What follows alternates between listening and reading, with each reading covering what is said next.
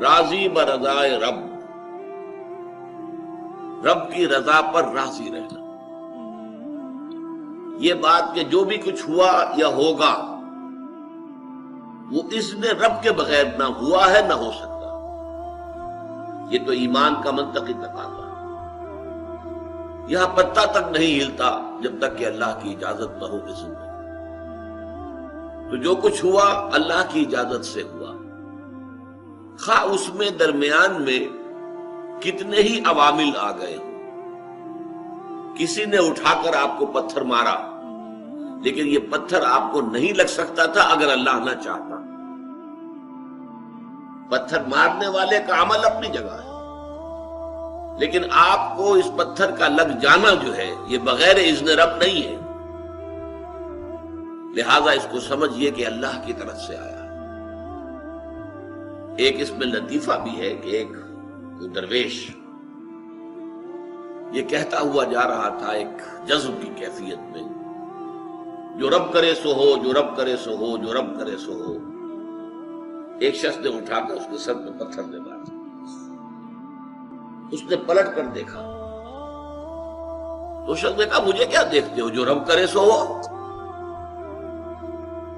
اس درویش نے جواب دیا کہ یہ پتھر مجھے تو رب کے مارے ہی لگا ہے، لیکن میں دیکھ یہ رہا تھا کہ بیچ میں منہ کس کا کالا ہو گیا، کس نے اپنے لیے جو ہے وہ عذاب اللہ کا کما لیا. ورنہ مجھے بہرحال یہ پتھر لگا ہے تو اس میں اذن رب شامل.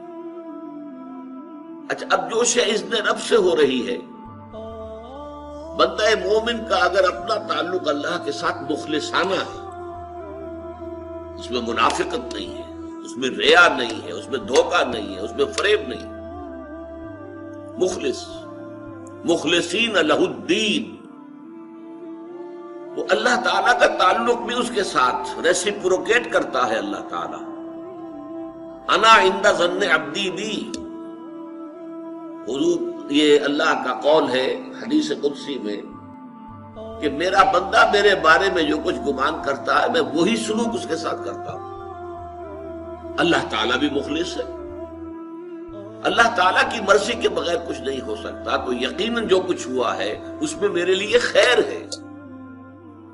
چاہے فوری طور پر مجھے ناگوار گزرا ہے، مجھے تکلیف ہوئی ہے، میرے لیے یہ شے جو ہے ناپسندیدہ ہے، لیکن ان دی لانگ رن مجھے یقین ہے کہ اس میں خیر ہے. بیدک الخیر انک علی کل شیء قدیر، اے اللہ تیرے ہاتھ میں خیر ہی خیر ہے، تو ہر چیز پر قادر. اچھا، جو ہوگا وہ بھی اذن رب کے بغیر نہیں ہوگا. یہی تصور اس کے بارے میں ہونا ضروری ہے.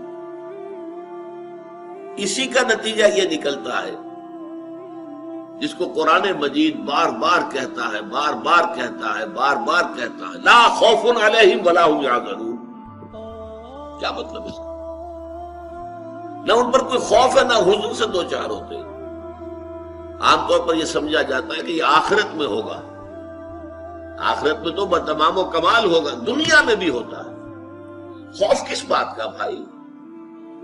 ہوگا وہی جو میرا رب چاہے گا. وہ میرا دوست ہے، میں اس کا ولی، وہ میرا ولی. الا ان اولیاء اللہ لا خوف علیہم ولا هم یحزنون. جو اللہ کے ولی ہوتے ہیں، اللہ کے دوست ہوتے ہیں، ان کے نہ کوئی خوف ہوتا نہ حزن ہوتا. خوف کس بات کا؟ ہوگا وہ جو اللہ چاہے گا، اور جو کچھ اللہ چاہے گا اس میں کوئی نہ کوئی خیر ہوگا، چاہے فوری طور پر مجھے نظر نہ آئے.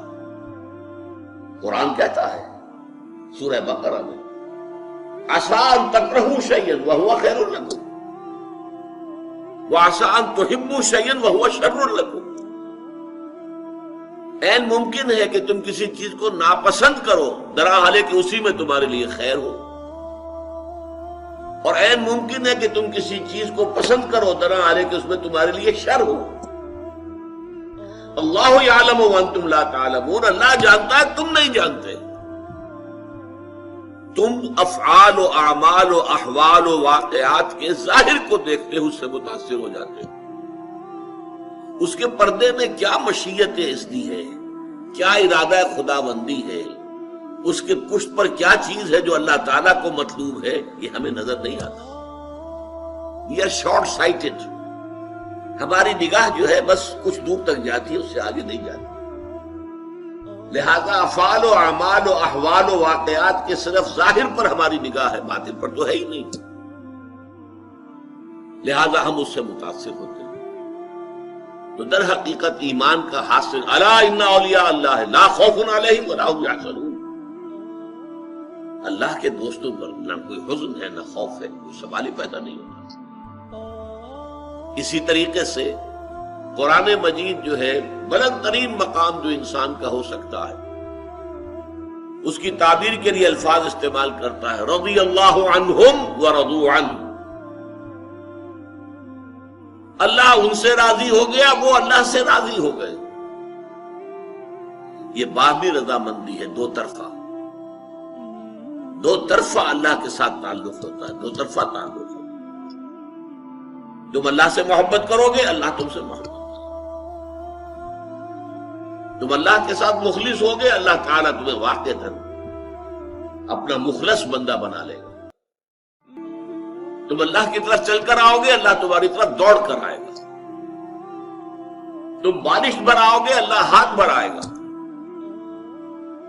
تم اسے محفل میں یاد کرو گے، اللہ اس سے کہیں بہتر محفل میں تمہارا تذکرہ کرے گا، ملائکہ مقربین کی محفل میں. تم اللہ کو اپنے دل میں یاد کرو گے، اللہ اپنے جی میں تمہیں یاد کرے گا. یہ دو طرفہ معاملہ ہے. تم اللہ کی مدد کرو گے، اللہ تمہاری مدد کرے گا. ان تنصروا اللہ ینصرکم ویثبت اقدامکم. اگر تم اللہ کی مدد کرو گے، اللہ کی مدد سے مراد کیا؟ اللہ کے دین کی مدد، اس کی نصرت. اللہ تمہاری مدد کرے گا. یہ رضی اللہ عنہم ورضوا عنہ سورہ مائدہ میں بھی آ رہا ہے، سورہ توبہ میں، سورہ مجادلہ میں، سورہ بینہ میں.